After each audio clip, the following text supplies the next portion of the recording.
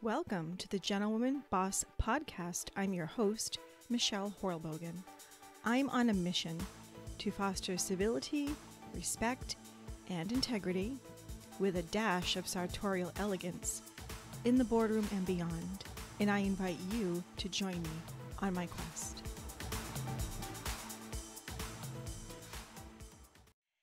Welcome back, everyone, to the next episode of the Gentlewoman Boss Podcast. I have a very special guest today, a lovely young woman that I found on LinkedIn and connected with, and we've been LinkedIn friends for almost 2 years now, and finally have gotten our schedules where we could meet. Her name is Jennifer Klein, and I know, based on her following, many of you already know who she is.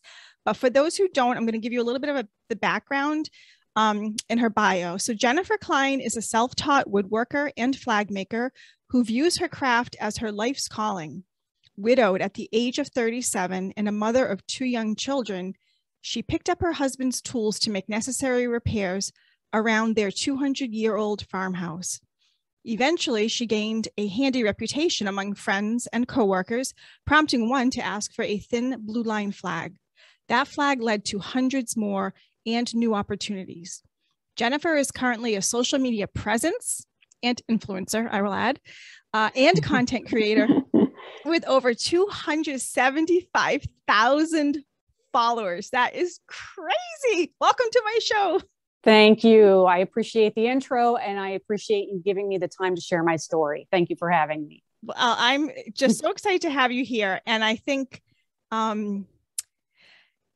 you have such a backstory, Jennifer. Yeah. You know, I just sort of briefly outlined it, but why don't you tell my listeners, a little more about yourself and the past 15, 13 years of your life and how you've ended up becoming this, I don't know, TikTok superstar and in an industry that is male dominated, but you're succeeding and making your footprint. So take it away. Thank you. Yeah. Sometimes I scratch my head and think, how did I end up here? Because this is not the path that I set out to be in. I have a background. I'm a paralegal. So to go from being, having that job and being a woodworker, like if someone would have told me, I would have been like, no way, there's no way that's going to happen. I was not handy whatsoever. I've always been creative, but I grew up with a typical, mom who was a nurse. My dad was a welder. And so, I grew up in that type of atmosphere with 2 sisters. We were never in the garage with our dad. So fast forward, I married my husband, who was very handy. He was a maintenance man. So I really never had a reason to pick up a tool or to fix anything, because I had these strong men around me that's what they did. Right. And it wasn't until, like you mentioned, my husband's accident 13 years ago, he was on his way to work and was killed by another driver in a traffic accident. And after that, it was, I found myself in the position where I was left with this old home that needed constant repairs. And I had like a sink or swim type of moment where I thought, I can't rely on other people. My whole life, I'm going to have to pick up his tools, and I'm going to have to try the best that I can to fill in the role that he left behind. And that's what I did. And you also had 2 young boys at the time, correct? 2 young children. My daughter, she was 12 at the time. And my son, actually, the accident happened on our son's 4th birthday. Oh my goodness. So I had 2 small kids. And that obviously added to the work that was put on my shoulders as a single mom. It was a lot of trying to figure things out in the beginning. Mm-hmm. Wow. That's, I'm sorry for that. Thank you. Yeah. I know it's probably difficult to talk about. So you said, Jennifer, get a grip.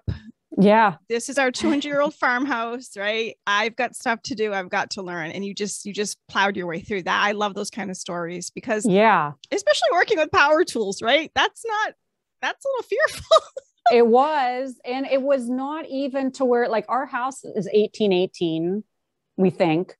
Mm-hmm. When I moved in here, truly, and I don't mean any disrespect to anybody that lived here, but it was the ugliest house on the street. Windows were boarded up in some places. Like it was rough. But this farmhouse had been in my husband's family for over 100 years. Everyone had a love for it. But after Gary's passing, people said, a lot of people advised me just tear it down and start over. And I'm too headstrong. I thought no, because at that point we were kind of fixing up each room at one at a time. But my involvement was picking out paint colors and maybe lending a hand when he needed something held up. So I was like, nope, I'm going to make this house the best that it ever has been. And I hired an architect and told him how I wanted, because I had drawn a picture when my husband was alive of the house that I was seeing, like in my, I don't know, a vision or just what I would do if I could fix it up. And I had that picture hanging on a refrigerator. It was a real rough sketch. And I wrote my dream over it. And I just always had this feeling like it was going to happen, but I didn't know how it was going to happen. And of course, I wouldn't trade my husband for anything, but I just feel like that was a way of maybe the universe preparing me for what I was going to have to do. So anyway, I hired an architect. He drew up blueprints. I pulled permits. I hired my own people. I oversaw that, not knowing anything about construction, but I coordinated my electrician and my plumber and all of these tradespeople. So yeah, I'm living in the house now that I drew a picture of. Oh gosh, I don't even know how long ago. That picture is actually yellowed with time. Wow. Yeah. I can relate to that attachment to a home. My grandparents had a dairy farm, and I was there every weekend I could possibly be during my childhood years. I absolutely adored the farm. We had cows and acres of land and horses. And, I grew up helping split wood with my dad, stuff like that. Yeah. But it's no longer in the family. And it is one of the most painful as far as like that attachment to your family's history, right? And legacy. So I think it's beautiful that you embrace that in your husband's memory, to keep it in the family, right? To make it your dream home, have been your plan. It's almost like a way, it's like a tribute to him too. And it totally is beautiful. I love that, Jennifer. Thank you. It totally is. And now his family, when they come home, my sister-in-law, which was Gary's sister, lives 2 houses away. We're very close.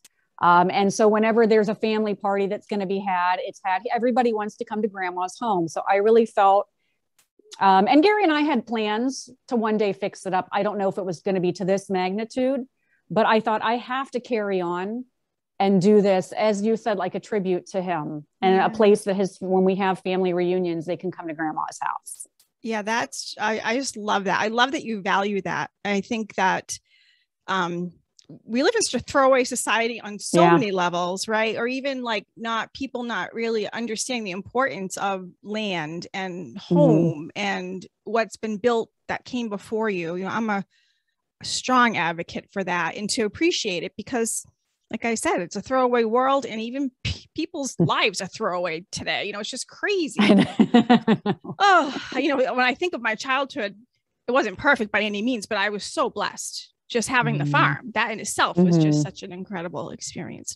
So you mentioned that you are by schooling a paralegal, right?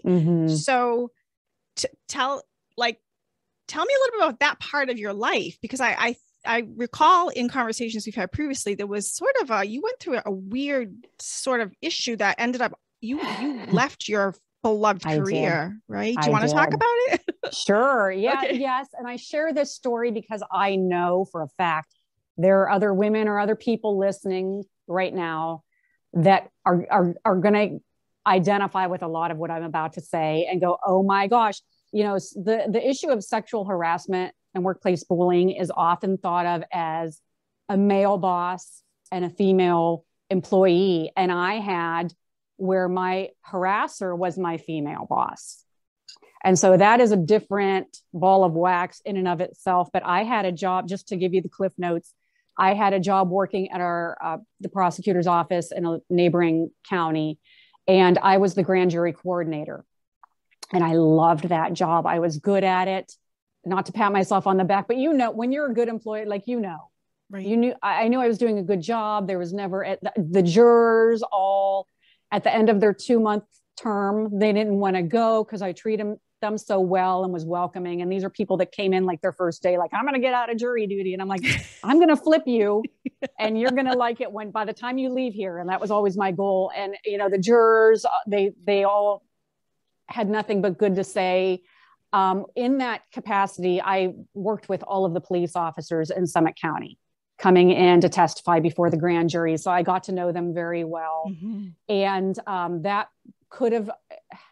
that was actually my downfall, is that I was very well liked and I had a female boss that for whatever reason, it wasn't just me, but any woman that had her act together and was well liked and presented themselves well just became a target. And I have no other way to sugarcoat it. I was her main target. And she did kooky things to me that had her best friend not been our prosecutor that hired her. 2 women, best friends. The prosecutor hires her best friend. They were one and the same. I likened it to the Mean Girls Club. Mm-hmm. And I feel, were very insecure in their own lives and just had to target the women in our office.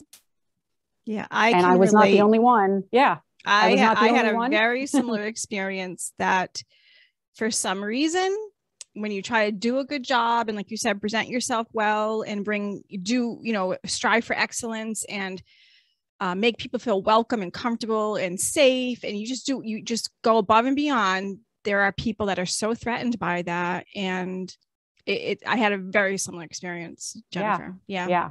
Yep. And they went and did things. Now looking back, I'm like, if someone ever, and maybe somebody will dig into this story, because it got very much glossed over in the papers because of the people that I was dealing with were in a position of power. Mm-hmm. And I learned that they have friends that will cover for them. It's all a political chess move. But the things that my boss did to me were absolutely unacceptable, with her seeing my posts on Facebook with me, with my flags and the officers I was creating them for, which were like family to me. Mm-hmm. But she looked at it as, oh, they all want to date her. And then that became just a kooky, like, stay out of my business type thing. But I wasn't even dating any of them, but it was a perception that she thought. Mm-hmm. But she would go out of her way. The one incident I recall is her requesting, the day after I posted a photo of a police officer friend of mine and a flag, she found him on LinkedIn, requested him and started grilling him. What? And asking if he was dating I'm telling you, this is like made for movie, like Lifetime or Netflix. Started asking him if he was dating anybody and he texted, because all the officers, male and female, had my cell phone, because it was easier just to say, hey, I'm going to be 10 minutes late for grand jury. Right. Hey, they all had my cell phone. So it wasn't uncommon to get a text from an officer. And he said, who is this lady from your office? I don't know her. And I said, she saw our picture yesterday. Like, you don't have to be Columbo to connect the dots. And I was like, oh my goodness, she saw our picture yesterday. And that's why she thinks we're dating. And she, after that, because there was nothing for him to tell her, she came to my office and asked me about it herself. And then when there was nothing to tell, she put another secretary in my room to watch me. And it just got, it's the point of ridiculousness. But can maybe I don't understand how it works, but so what if you were dating a cop? I know. Like, is there something in the handbook that says, nope, you in your role cannot date a cop in the next precinct or district, whatever you call it? Like, nope. First of all, none of your business. None of her business. Has nothing to do with your job in accomplishing your work. That is what rational, mature women and men think. Right. We're not dealing with that breed of person. And I know that now, but I was like, what? And it got kooky. Like, there was another time she called me out of work on county time to ask me if I was dating anybody. I was like, lady, if you only knew how boring my personal life was. I was like, I was coming home from work every day and going in my shop and making flags. Right. Just trying to stay busy. Yeah. I was like, you have no idea. You're so out of line, but it became ridiculous. It was complete harassment. I tried to report to one of my senior female supervisors in our office, and she confided in me that they did it to her too.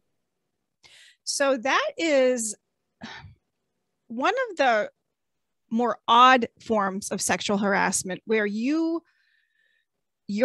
being made to feel uncomfortable at work because someone is asking you questions that have to do with your personal life and, your romantic life, which is not anyone's business, right? So that is generally, like you said, you think of like, you're in the elevator and a guy makes a pass at you, or you're in the conference room and they tap you on the butt when you walk by, whatever. Like, that's how I always think, sexual harassment, or just propositioning someone. But right. This is just a twisted, weirder, more odd dynamic. And, and again, back to the two friends in these senior roles, right? Hiring a friend. So there's nepotism going on. Mm-hmm. And I call it the incestuous side of business, right? Mm-hmm. And there was actually just something on LinkedIn about, is it healthy for people, especially senior level people, to be friends on social media, to be sharing their private? It's not. It's a boundary. I mean, I'm not saying I'm not friends with anyone I worked with, but maybe 1% of the people. And I was extremely selective. And what was weird was they all, because I came from a very toxic culture too, they all were friends on Facebook. The chairman of the board members, the executive director, the president, HR director, they all were friends on Facebook, and they used to send me requests, and I'd be like, deny. I'm not going into that cesspool. And that's, I think, a way too, where like that camaraderie, they are able to mob and, they sort of, they have this private weird connection.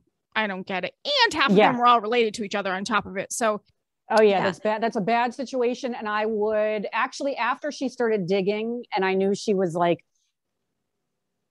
going way out over the top and was completely out of line, I did block her.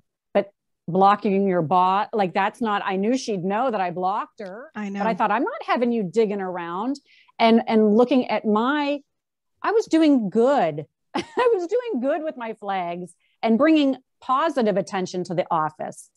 And I got permission from them to share my pictures of my flags, and they even put me in their newsletter. And so it was a known thing. And I was told, that's good PR for us, go right ahead. Right. So it wasn't even like they had an issue with me making money elsewhere. So yeah, that was the undoing. And actually the friend that I went to, or the supervisor, which I considered her a friend, I went to her and I said, this is what's happening. And when I mentioned a Facebook post, she said, Facebook. Yeah. She goes, that's what happened. She had posted a photo of her and her boyfriend on vacation somewhere. And after that post, the two women made her a target. And she said, yeah, and lucky for her, she went on to where she was running for judge. And so they suddenly needed her in there. And then they were suddenly nice to her. But it's strange that, and this is such a, like, Netflix needs to call me up, because I know. I feel like it's like back in high school too. Like, I literally feel like this is like high school girl behavior. Oh, it totally is. It totally is, because she has a boyfriend. I know, these are women in our 40s. And they were in their, in 40s and 50s. This is not even, but anyway, this particular coworker ended up getting fired, in part because we were trying to tell the truth, and she was recorded telling the truth. And the lengths that our office went through to cover up, and actually that's criminal what they did I was to cover just their tracks. Yeah, that's because they said there were things on the tape that weren't on it, and they got to hire another county official to cover and say, oh yeah, we investigated, there's nothing to see. And I'm like, oh my gosh, you totally. It sounds like they might be guests in their own courthouse. I hope I keep hoping.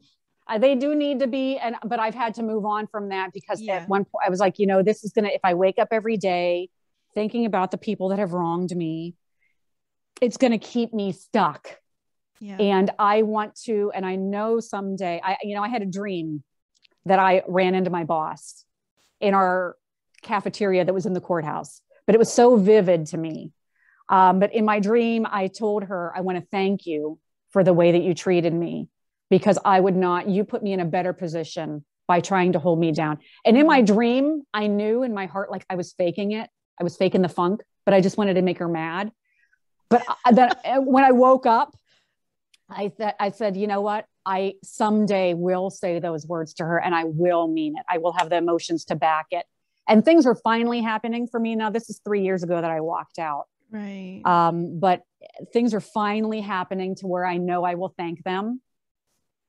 But it was a long struggle, and it just was a kooky, made for TV drama. Yeah, it does. I hope someone in my network or one of my listeners does know someone on Netflix or Hallmark or Lifetime. I think Lifetime would be a great network. It would need to be segments. Yeah, it would have Like to be series. To where there's a series of my story.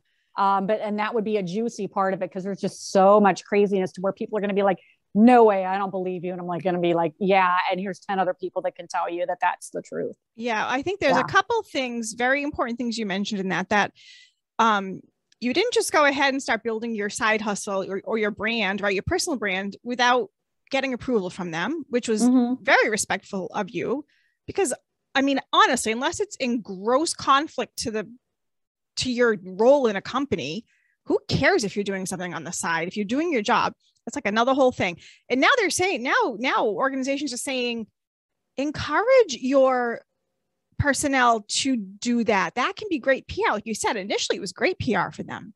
It was great until you for them, started to get too successful, and then until I started winning contests. Yep. Yeah, and the jealousy and the envy, and now you're getting too much attention. So now, no, we can't be having this. I mean, it's funny because a friend of mine actually pointed out to me. I sell vintage clothes on the side, as you know, Red Velvet Shoe Vintage, and there's Instagram, as you know. You have to be really careful with copyright as far as sharing images, right? So like if you share a Getty image or something, and they see it, they can actually send you like a fine. Like you have to be really careful. And sometimes like I would want to use like an advertisement for something or a picture, but so my friend's like, just create your own, do a photo shoot for the day and so I did. And I had just gone through a time right before I got fired where I was sharing, I mean, it's not how I normally look every day at home. I mean, I was like doing full on makeup, doing my hair, having all these outfits and backdrop set up like you do with TikTok. Like you frame the whole thing. It's a ton of work, right? I was trying to create visuals for my business that I owned, so I wouldn't have copyright issue. And they got a great response, great feedback. But a friend of mine pointed out to me, she goes, don't you think it's kind of odd that you had all these beautiful pictures on your personal brand social media, and like within a month you were fired? And I'm not saying that was a part of it. I can't trace that, but knowing the woman that fired me, yeah, I'm not the kind of woman she would want seeing putting myself out there on social media. Let's just put it that way. So and that's just sad. That's petty, because build your own stupid brand, right? If you don't be jealous of me, find your niche and do your thing. There's room for everyone. There's more than enough room for everyone. The Gentlewoman Boss podcast has been named Top 20 Best Month Reporting Podcasts of 2021 by Whelp Magazine, number 36 of 200 in Top Entrepreneurship Podcasts by Podchaser, and Top 20 Best Whistleblower Podcasts for 2021 by Castbox Media.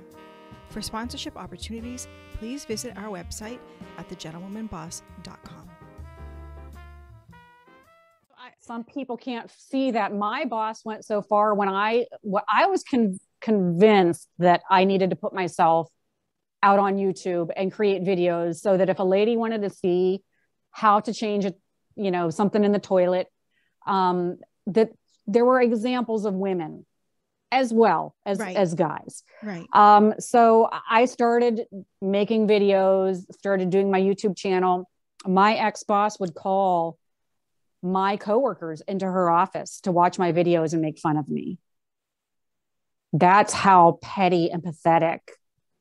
Because my true friends there, and that was a tough situation because nobody wanted to lose their job. Exactly. So I only had a few true blue people that said, we need to let you know she's that they witnessed a few employees in her office standing around watching a video. And actually the video I made was meant to be humorous, but not, they weren't laughing because it was like, that's a good joke, Jen. I'm known for my overalls. Right. And so one of my followers said, hey, show us how you style your overalls. So I did it was like a runway. And I thought, and part of the reason I did it is because I was terrified to do it.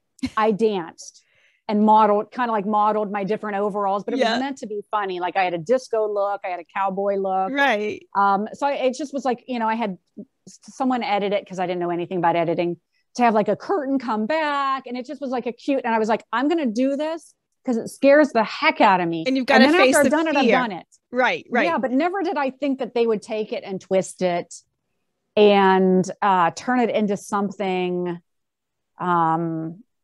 It just was, they turned it into something that it really wasn't. It's sad that among many groups of women, whether it's business, volunteer work, whatever you want to call it, that talent begets jealousy and envy and rarely support. Like when someone sees talent, if they have insecurities, they can't celebrate your success. Right. So, yeah. You also mentioned something about what you just talked about, women on YouTube showing other women how to do things at home or like in a workshop type of thing. And that was one of my other questions. What is it like to be a female entrepreneur in a male dominated sector? Like how, I know you said it's been 3 years and things are finally coming together. So you want to share how that process has been? Sure. So it's getting better. The attitudes are slowly changing. I've had it to where there are still some old ways of thinking, and it's still a good old boys club. And there was one platform in particular that I got kicked off on the first day and harassed. It was Reddit. I have nothing good to say about Reddit. I got kicked off Reddit too, because I shared a link to my podcast. First time. Have never been on it in 20 years, whenever it was founded. Finally, someone said, you need to get on Reddit and plug your podcast. I did, and they banned me. What's the same? Someone wanted a podcast for women dealing with women bullies in the workplace. Hello, that's my podcast. Yeah. Right. Nope. Got banned. So yeah, Reddit. Poop. Okay. So you get what I'm saying. But I get it. I joined a woodworking group thinking, oh, great. Another woodworking group. Because on Instagram, the woodworking community, by and large, is very supportive and wonderful. And I thought, oh, good, another woodworking. They're gonna open their arms to me. And it was like a pack of wolves with fresh meat. And a lot of the things that were said were because I was a female. Yeah. And they were like, why are you? Because I'll be the first to admit I do things differently with my videos. I might take a project and turn it into more of like a music video production. But that's me. That's how I want to present myself. And I've been accused of, you're not a real woodworker. And that's not how so-and-so, and they'll mention female woodworkers that I admire and follow, but they kind of use it. That's not how she does it. And why are you? And it just was, oh my gosh, I got banned on the first day. And I was like, well, and I was like, you know what? They probably did me a favor, because if that's how nasty the whole environment is, I don't want to be there anyway. And that's probably the biggest takeaway with a lot of these lessons. Those people, they've all done me a favor, and I didn't realize that. It hurts to be like not liked and kicked out of somewhere, and when you don't feel like you deserved it. But in the end, you can't stay around people like that. No, I agree 100%. And it's like, I when I talk to people about the tension between women in the workplace, like, the being insecure, feeling threatened, all that. Okay. That's a human element, right? Of all of us. We're human.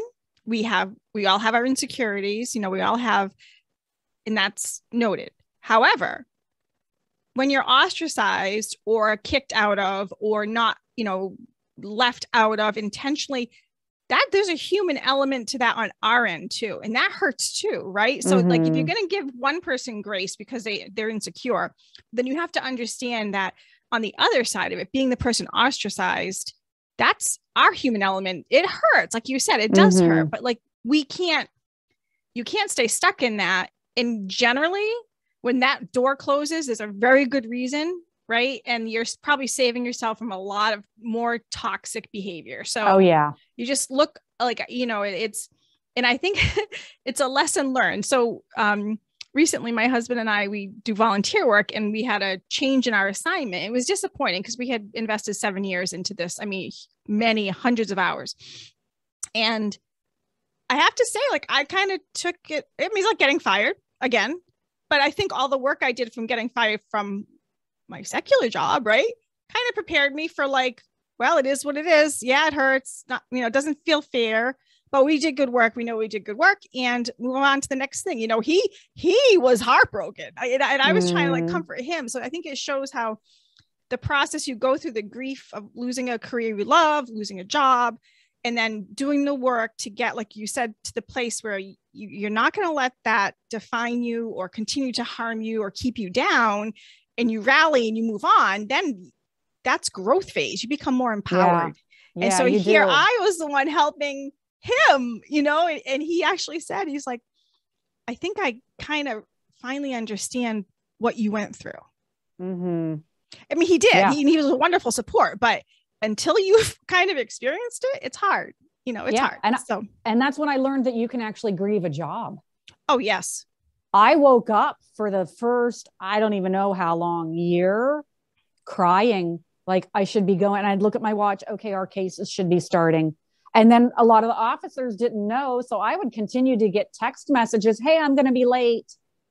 Or the ones that did know, hey, we're here and it isn't the same without you. Yeah. Yeah. And I've run into a few. I remember their Christmas party. One of the Akron Police Department had invited me to come to their Christmas party, which was a huge public event for a lot of people to come. And I ended up leaving. I had to leave because I was making a fool out of myself, crying. Everyone that came up and hugged me, and I'm like, I don't want to be the party pooper.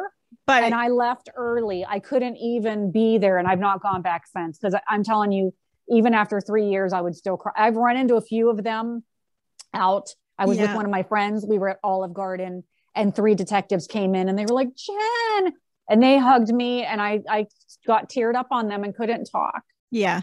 So it's like, even to today, that experience, I learned then that you could truly grieve a job, and it almost was like the death of my identity too.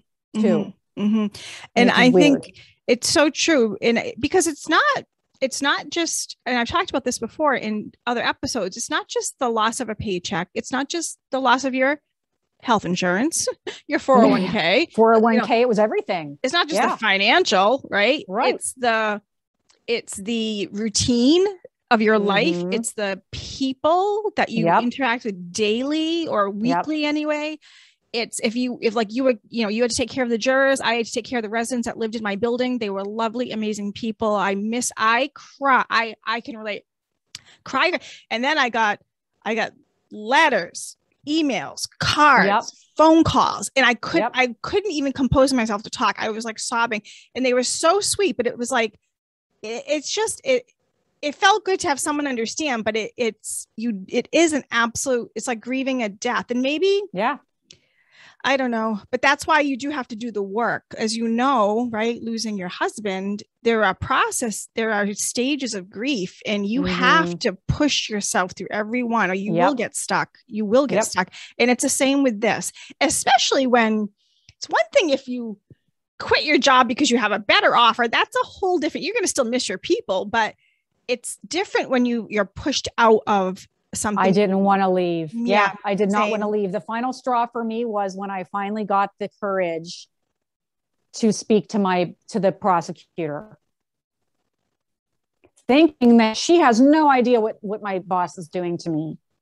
And she looked at me and said that Lisa tells her everything and has for years, and she wouldn't even listen. And I said, do you really think it's okay for a supervisor to harass and question an employee about their personal life? And she wouldn't even hear it.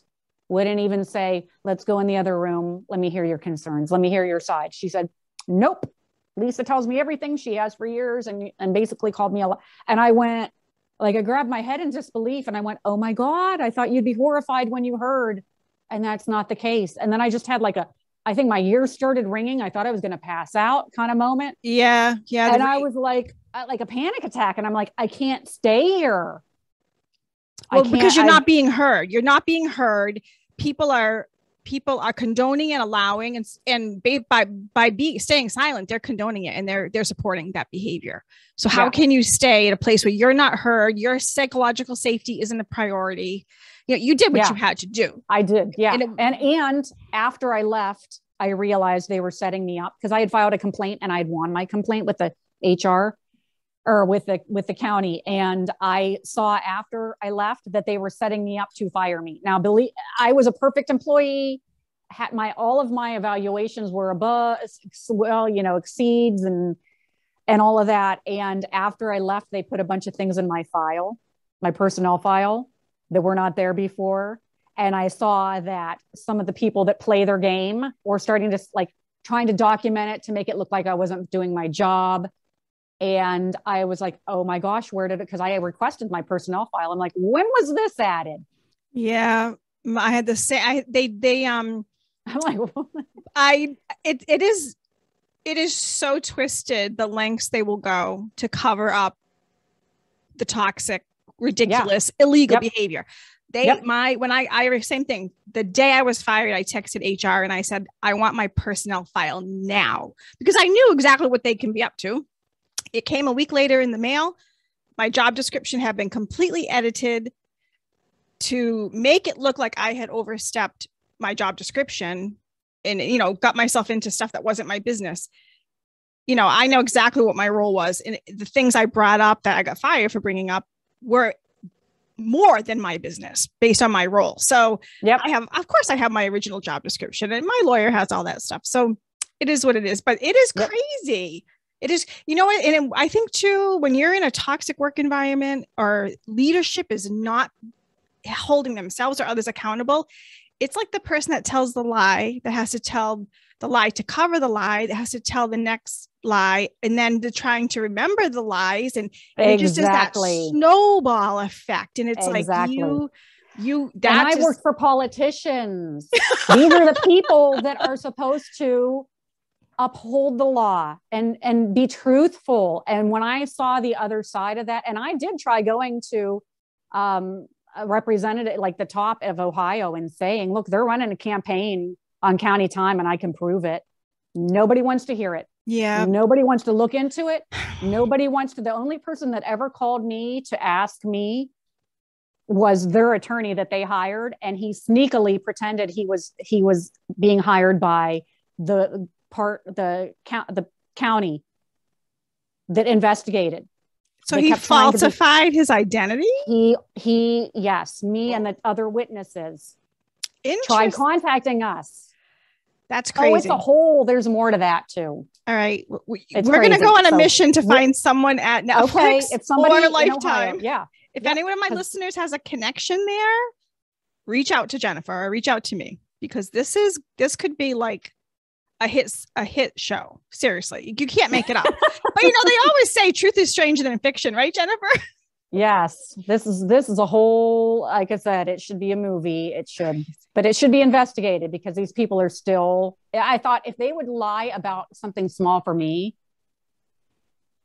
who are they? What cases are they lying? Because if the truth came to light and they prosecuted somebody wrongfully and that person shouldn't be in jail, I would not doubt that they would cover it up. Well, it's funny because them there. When I got fired over the phone, I came downstairs and knocked on my husband's office door, and I said, they just fired me. And he was like, what? Like, that's retaliation. But that evening at dinner, he said, I think you unearthed a can of worms, like the tippity tip of the iceberg. And they wanted you out of there. Yep. But unfortunately now it's going to be worse for them, because now I'm in litigation. So what could have been quietly addressed and fixed and misunderstandings corrected, whatever. Now they open their own Pandora's box. That's it. Yep. It's not on me, right? Not on me. Yep. So I want to, speaking of all this sadness about losing our corporate careers, but I know you love clothes and fashion and thrifting. I love to go thrifting too. And I know one of the things you said that you missed about going to work every day is getting dressed up every day, right? Yeah. Like I do too. I used to love to get dressed for work.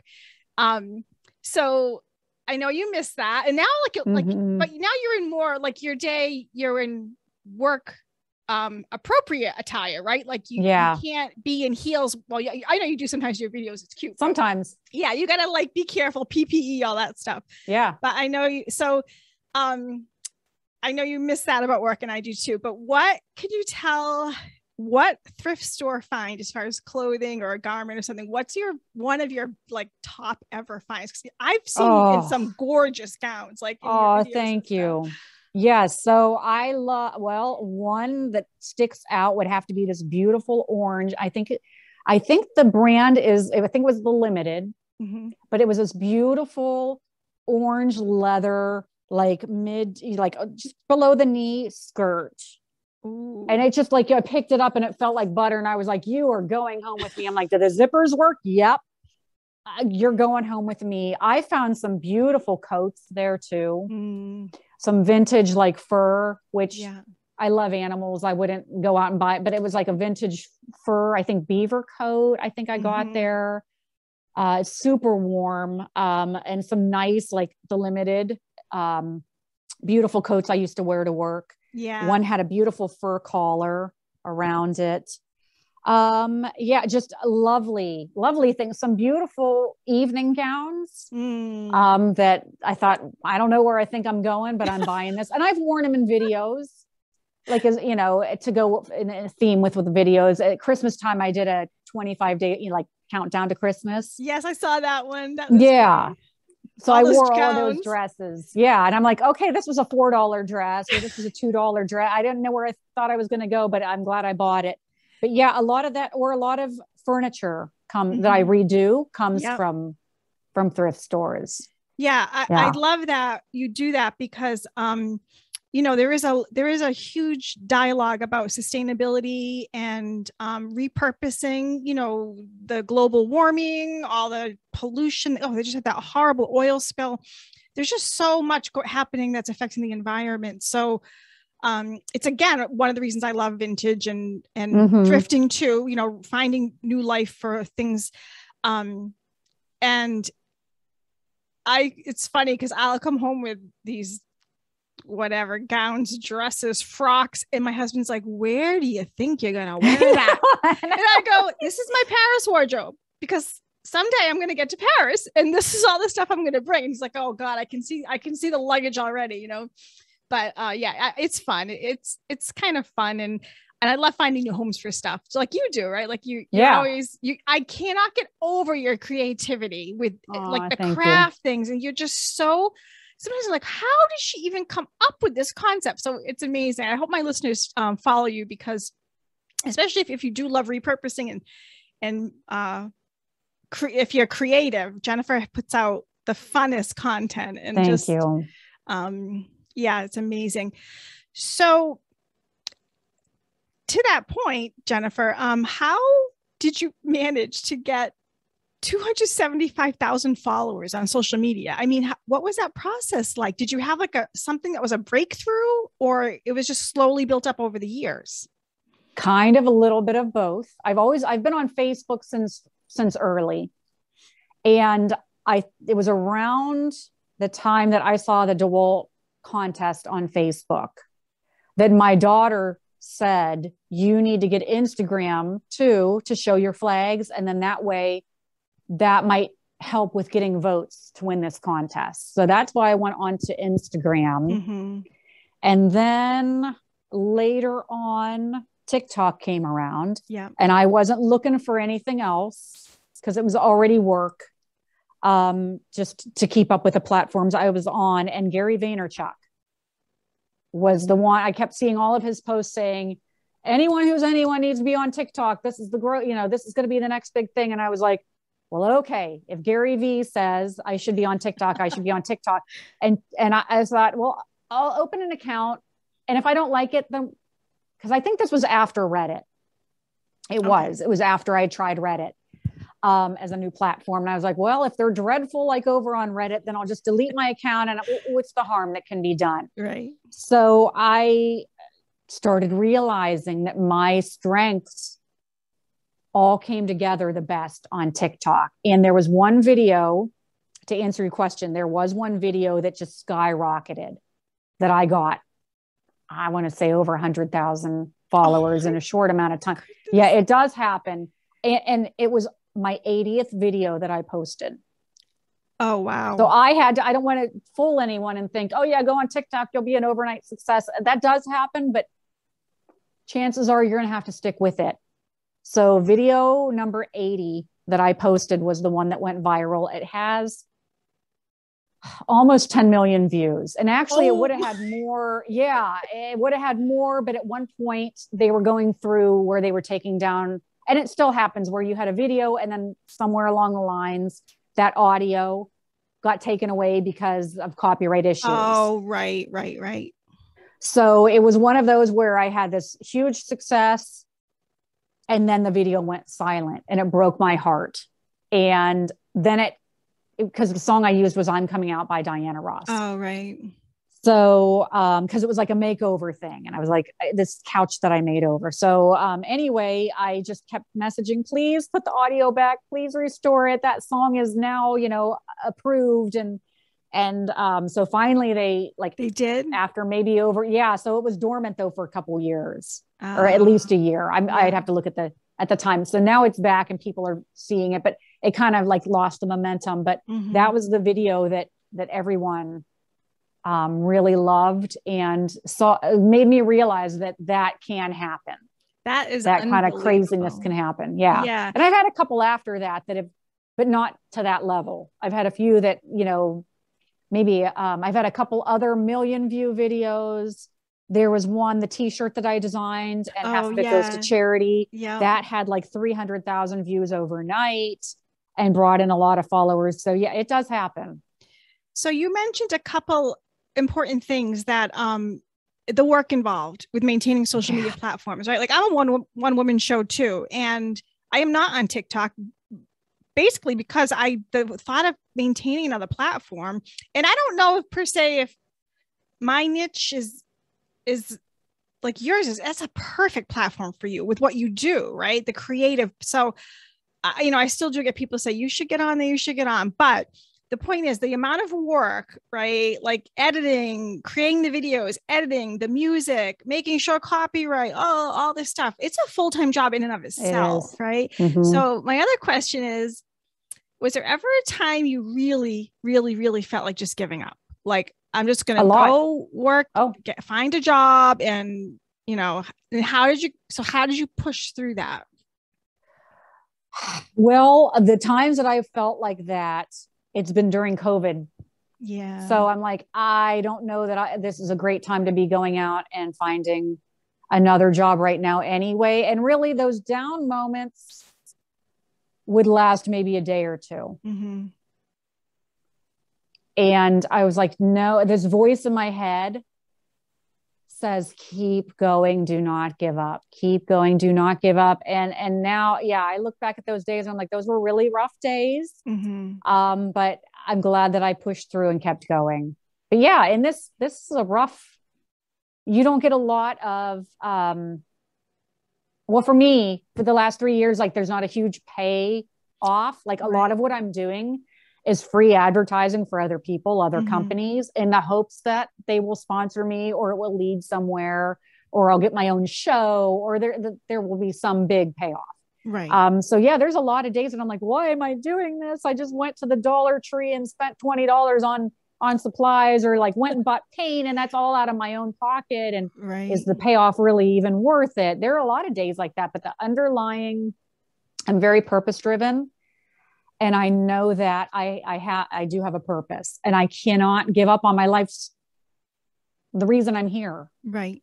And that is to change stereotypes and to break through and to get women in marketing and in advertising for the big tool companies. Yeah. So do you want to, can you share who some of your sponsors are, or is that because I know you wear a lot of yellow and black.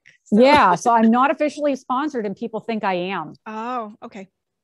I'm not yet. Okay. So I hope to be.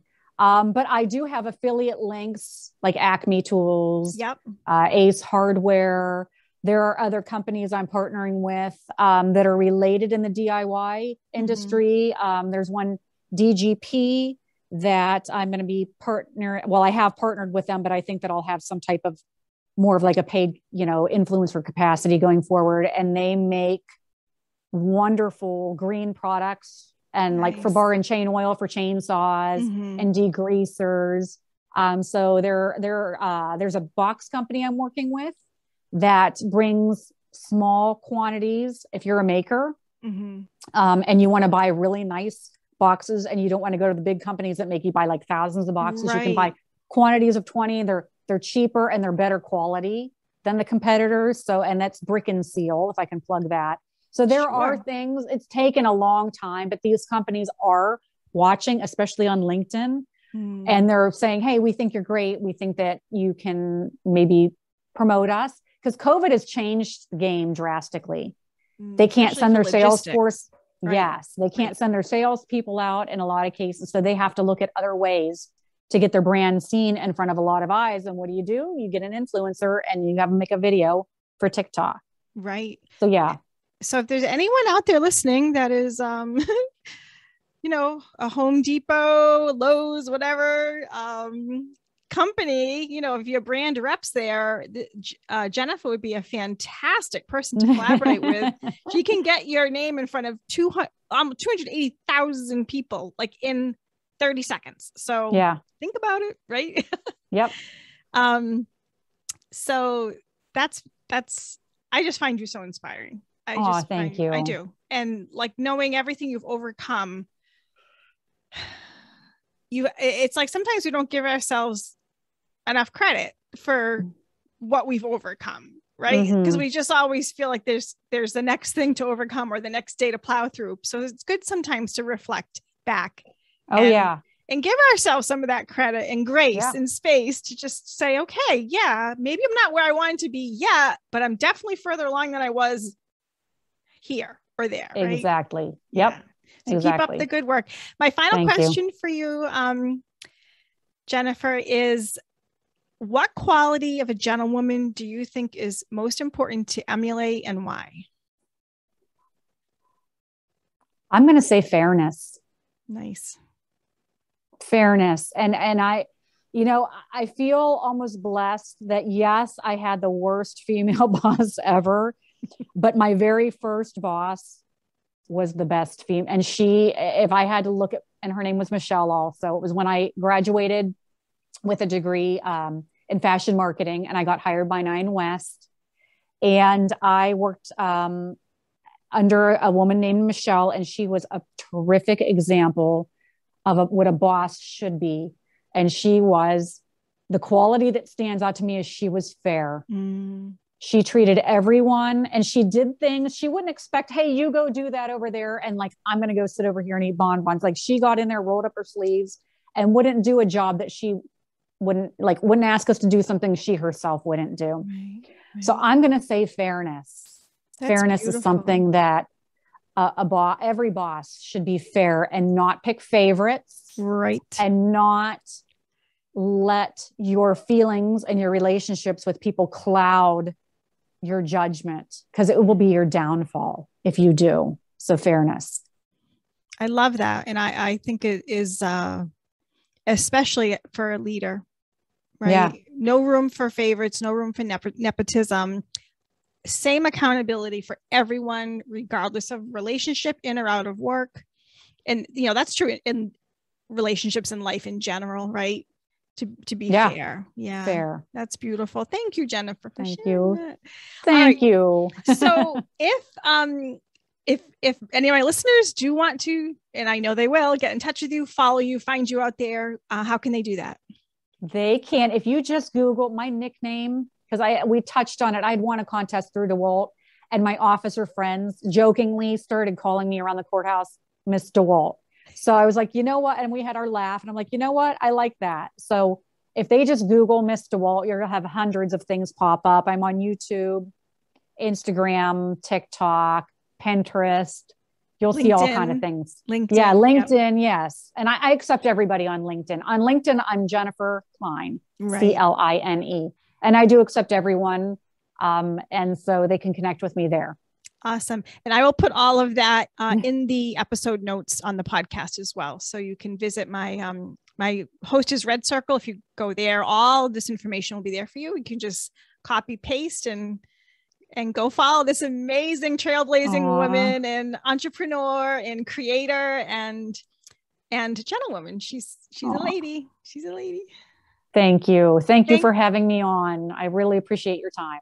Thank you. I appreciate yours too. It's been a pleasure, Jennifer. Thank you so much for tuning in to this episode of the Gentlewoman Boss podcast. Please remember to download my podcast so you can listen whenever and wherever you'd like. And if you're enjoying the show, please take a moment and leave a review on iTunes and Apple Podcasts. Thank you so much if you've already done so. It really does help with ratings and distribution of the show. It's an important message, so help me by doing your part to get it out there. Thank you. I also invite you to email me if you'd like to share your story or if you have a question you'd like answered on an upcoming episode of the show. Just visit thegentlewomanboss.com and click on the contact tab at the top to email me. You can also follow me on social media at gentlewomanboss. And if you prefer to watch podcasts rather than just listen to the audio version, my episodes are also uploaded on my YouTube channel in video format as well. Click subscribe, and when new episodes drop, they'll show up in your YouTube feed. It's super easy. So until next time, remember, always choose to be the gentlewoman or gentleman in the room. I'll see you soon for the next episode of the Gentlewoman Boss Podcast.